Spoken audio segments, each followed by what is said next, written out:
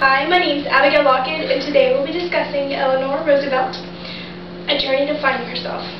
Eleanor was a very complex person, and I'll tell you what, she had a lot of strengths to overcome, and eventually in time, she would let her strengths shine, showing her overall representation. In time, she, as well as the rest of us, would find that perseverance comes from within. In the history of the United States, we've had a lot of good presidents, but today is about the women that stood by their side through their struggles. Today is about Eleanor Roosevelt.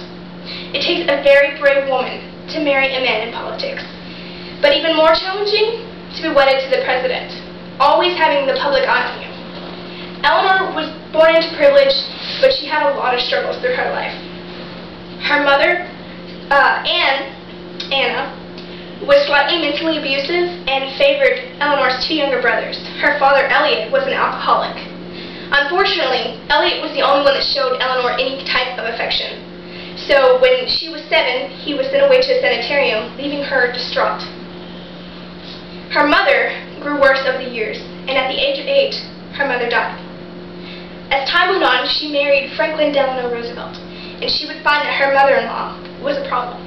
Her mother-in-law was excessively controlling, telling Eleanor how to live, where to live, and how to raise her own children. Her mother-in-law, Sarah, bought a townhouse 3 blocks from her so that she could fulfill her selfish need to have her son near her, and she had the audacity to tell Eleanor's children that she was their mother and Eleanor merely bore them.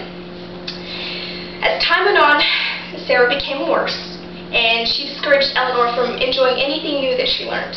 And at the beginning, Franklin was just as bad, and he wanted her merely to focus on the children. Later on in their marriage, when they were getting along, he had an affair on Eleanor with a lady named Lucy Mercer.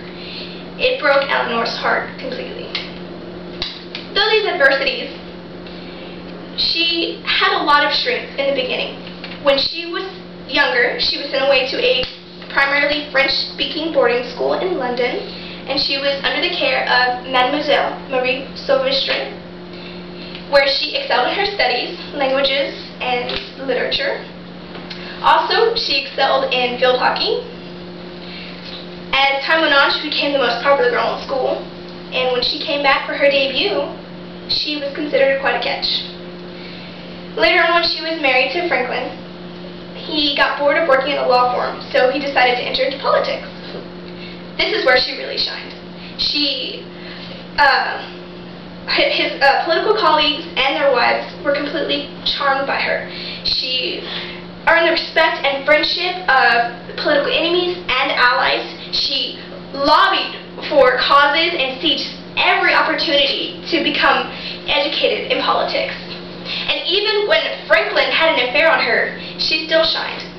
She set her stipulations because she knew that if she left him, she would destroy him politically. And she remained a supporting and proper wife. What really makes Eleanor extremely incredible was she was such an activist even under the title First Lady. She cared about women's rights and women's suffrage.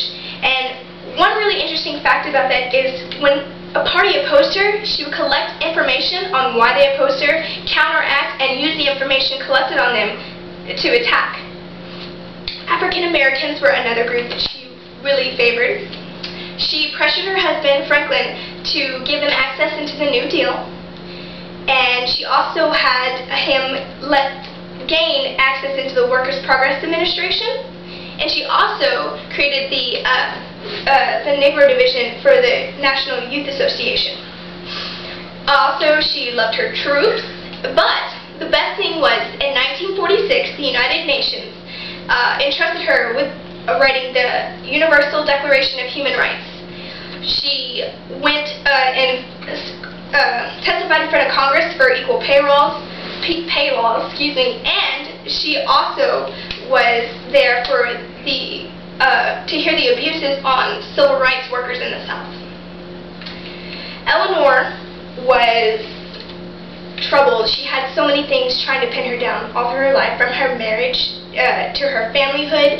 It seemed like that's all there was conformity. But she excelled, and she pushed through that and used her talents for the good of the people.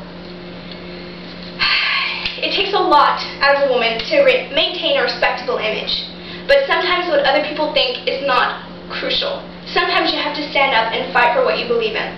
Stand up, like Anna Eleanor Roosevelt. Thank you. You didn't have me change the slides.